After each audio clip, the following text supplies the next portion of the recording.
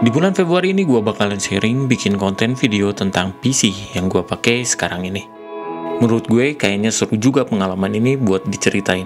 Dan cocok banget nih ditonton bagi kalian yang punya rencana mau upgrade PC. Di video ini gue bakalan bahas harga, lalu alasannya kenapa gue pilih hardware ini, kemudian review beberapa games dan aplikasi saat pemakaian, lalu kesimpulan gue bagaimana. Jangan skip videonya, kita bahas satu persatu, jadi tonton videonya sampai habis.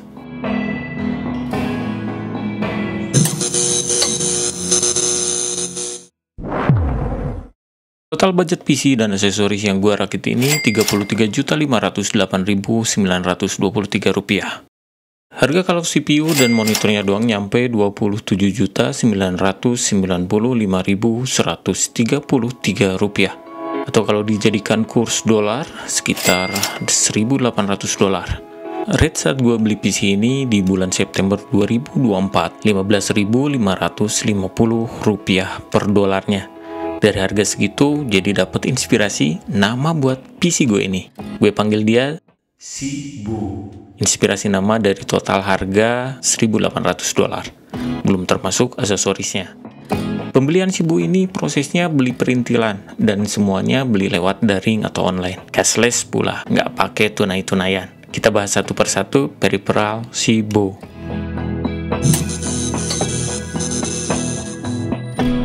Cibo pakai prosesor Intel i5 generasi ke-12.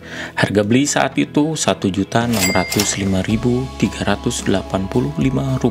Pada saat itu sih kepingin gua beli prosesor i9 generasi 14, tapi pas kebetulan performa saat gue mau beli di pertengahan 2024, produk ini lagi ada masalah. Untuk prosesor generasi 13 dan 14, peningkatan voltase pada prosesor generasi tersebut membuat sistem menjadi crash. Jadi prosesor ini menjadi tidak stabil. Prosesor Intel i5 12400F. Sementara ini gue pilih dulu, yang penting PC-nya bisa jalan dulu. Selanjutnya, gue pilih mainboard keluaran ASRock B760 Pro RS Wi-Fi. Kerennya mainboard ini sudah mendukung prosesor Intel generasi 12 hingga ke-14. Jadi sangat upgradable, Wi-Fi dan Bluetooth pun udah nempel. Jadi nggak perlu tambahan dongle untuk mouse dan keyboard wireless. Harga saat itu Rp2.417.800.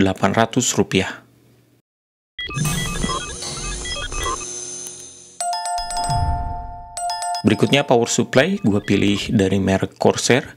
Saat itu baru aja rilis 4 harian. Gue pakai ini karena kebutuhan daya untuk VGA. Rencananya mau beli seri RTX 40 series, asupan 800 watt ya menurut gue sih udah cukup. Zotac Nvidia GeForce RTX 4070 Super 12GB GDDR6. VGA ini sudah cukup mumpuni untuk dipakai main game sama editing video. Pembahasan lengkap tentang video ini nanti gue bikin videonya terpisah. Harga beli saat itu Rp9.045.045. Sebenarnya budget casing bisa dapat yang lebih ekonomis. Tapi karena gue suka desainnya, jadi terpaksa keluar budget lebih untuk dapat casing fractal design jenis North Black. Casing ini buatan Swedia, dapat 2 buah fan cooler 12 cm yang silent, airflow atau sirkulasi udaranya epic. Gue pilih model yang pakai tempered glass. Casing ini dinobatkan oleh PC Gamer sebagai casing terbaik di Eropa pada tahun 2023. Harga casing ini gue beli Rp2.445.000. Cooling prosesor gue pakai Deepcool AK400. Harganya Rp372.781. Kipas tambahan gue kasih satu dari Noctua tipe NF P12 Redux 1700. Rp223.200. Gue beli kipas ini berharap Cibo nggak bising suaranya saat dinyalain. Memori RAM 32GB dari Adata XPG Lancer Blade. Pada saat itu harganya Rp1.280.598. Penyimpanan data gue beli yang 1 TB dari Adata tipe Gimmick S70. Sudah generasi keempat NVMe SSD. Kecepatan bacanya super kencang, bisa tembus 7GB per detik. Gue beli di harga Rp997.482. Barang kecil ini nggak kalah pentingnya, gue pakai pasta pendingin dari Arctic Cooling MX4. Harga beli saat itu Rp83.500. Terakhir, monitor Asus ROG Strix XG27 UCS. Monitor 4K dengan layar 27 inch ini maksimal bisa dapat refresh rate 160Hz. Dipakai game atau edit video kepake banget. Dan yang lebih penting, lebih menarik lagi, yaitu layarnya jernih karena menggunakan gamut warna pakai 95% DCI P3. Kelihatan bening banget gambarnya. Harga beli waktu itu Rp7.128.133. Review lengkap akan gue bikin video terpisah untuk setiap peripheralnya. Jadi pastikan untuk subscribe channel ini untuk update video lainnya. Saat Cibu gue pakai ngegame, kalau sekedar lihat kualitas maksimal grafis di 4K, menurut gue udah dapet banget vibes-nya. Lebih dari cukup, mata ini dimanjakan Cibu dari kualitas grafiknya. Teknologi ray tracing dan path tracing sudah mendukung. Apalagi didukung dengan monitor 4K dengan refresh rate 160Hz. Agak sulit digambarkan dengan kata-kata untuk pengalaman baru gue ini. Untuk memaksimalkan performa saat main game, lebih mantap grafis gue setting 2K atau 1080p. Nggak terlalu boros daya dan frame rate lebih smooth. Jadi main lama-lama nggak khawatir tagihan listrik naik. Ngerender video 4K durasi 1 menit biasanya rampung kurang dari 20 detik. Apalagi VGA RTX yang gue pakai ini ngasih fitur AV1 encoding dalam proses akhir edit video. Kualitas gambar video yang dihasilkan lebih tajam dengan ukuran file yang lebih ramping. Dengan budget di atas 30 juta, sebenarnya bisa dapat spesifikasi CPU yang lebih ngebut. Karena gue butuh PC yang bisa memproduksi video dengan kualitas 4K, jadi banyak anggaran yang gue kejar buat bikin Cibu punya performa stabil saat render video. Power supply mahal, mainboard juga, apalagi VGA dan monitor 4K. Cibu udah gue pakai kurang lebih 5-6 bulan. Ada pengalaman baru nih, pas awal-awal gue pakai Cibu ini. Selama pemakaian sebulan, Cibu bikin kaget gue soal ekstra bayar listrik tiap bulannya. Main game dengan kualitas 4K memang ngabisin daya yang super duper. Ini karena keasikan main game, jadi gue terhipnotis dengan melihat grafis yang keren. Jadi agak bingung gue ngegambarin pengalaman ini dengan kata-kata. Mesti ada trik nih dan bisa ngegocek tagihan biar bayar listrik bisa lebih hemat. Gue menyiasatinya dengan cara menurunkan kualitas grafis ke 2K atau 1080p. Cara ini nggak menyurutkan gue untuk tidak terus bermain game pakai Cibu. Selain game khusus PC, sekarang banyak sekali software emulator yang bisa menjalankan game-game dari platform seperti PS2, PS3, PS4, bahkan Nintendo Switch. Game-game ini berjalan sangat smooth banget. Dengan peningkatan resolusi yang dah gue coba bisa mencapai grafis 4K.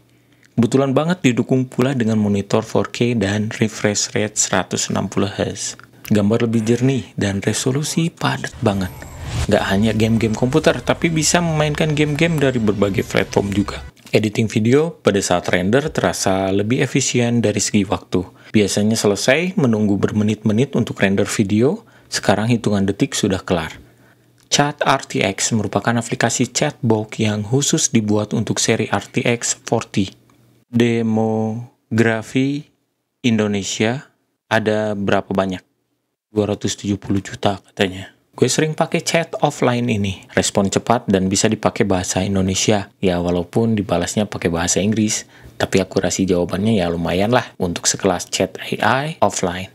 Coding merupakan hobi sekaligus aktivitas sehari-hari gue. Ini salah satu aplikasi sederhana yang gue pakai, Cibu. Tersambung dengan API, Speech Recognition, nggak ada hambatan, lancar mengalir begitu aja. Nah, berikut ini klip-klip games, full detail grafik. Klip-klip ini gue capture pakai Nvidia Shadowplay, yaitu aplikasi rekam layar bawaan RTX 40. Dan ini hasilnya.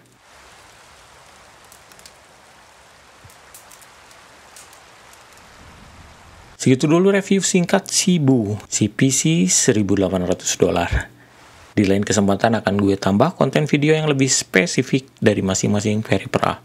Cek juga video unboxing beberapa peripheral yang sebelumnya ada gue bikin. Jadi, pastikan subscribe channel ini agar bisa dapat tautan video lainnya. Jika suka, tekan tombol like, share video ini ke teman-teman lo. Jika ada pertanyaan atau komentar, jangan ragu, langsung aja tulis komentar di kolom komentar di bawah. Terima kasih telah menonton, sampai jumpa di lain kesempatan. Bye-bye.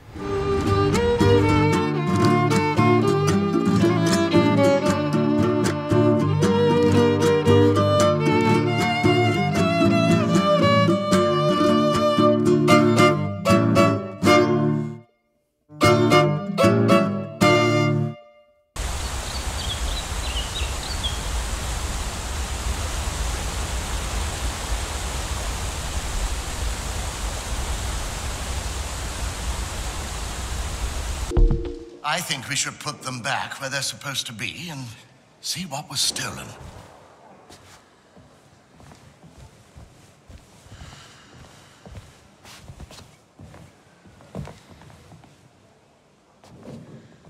I hate seeing the museum like this.